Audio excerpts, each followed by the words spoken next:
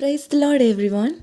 సత్యమార్గమయ్యున్న యేసు నామమునకు మహిమ కలుగునుగాక. ఆ సత్య మార్గంలో అడుగులు వేస్తూ ముందుకి కొనసాగిపోతున్న దేవుని పిల్లలమైన మనందరికీ కొన్ని పరిస్థితుల్లో ఎన్నో నిందలు, ఎన్నో అవమానాలు కొన్నిసార్లు భరించాల్సి వస్తుంది. మన గతంలో మనం తెలిసి తెలియక చేసిన కొన్ని తప్పులను ఎత్తి చూపిస్తూ మన వాళ్ళే, మన సన్నిహితులే యేసుని పట్ల మన భక్తి జీవితాన్ని చూసి, మన పరిశుద్ధతను చూసి ఏమైనా అవహేళన చేస్తారేమో అని వెనకడుగు వేస్తున్నారా? మీకు తెలుసా, వీళ్ళందరికంటే ముందుగా అపవాది అయిన సాతాను మీ గత తాలూకు యొక్క పాపం నిమిత్తం మీపై ఎన్నో నేరారోపణలు చేసి మీ హృదయాన్ని అపరాధన అనే భావంతో నింపివేస్తాడు.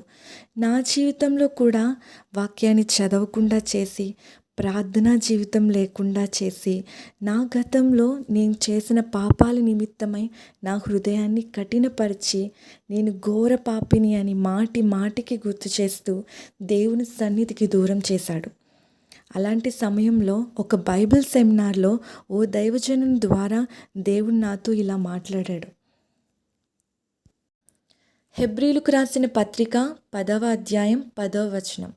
యేసుక్రీస్తు యొక్క శరీరము ఒక్కసారియే అర్పింపబడుట చేత ఆ చిత్తమును బట్టి మనము పరిశుద్ధపరచబడి ఉన్నాము.